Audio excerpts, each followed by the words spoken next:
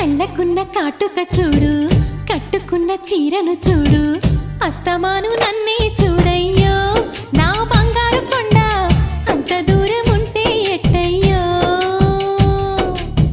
చెవులకున్న దుద్దులు చూసా, ముక్కుకున్న ముక్కెర చూసా, చూడమన్నవన్నీ చూశానే.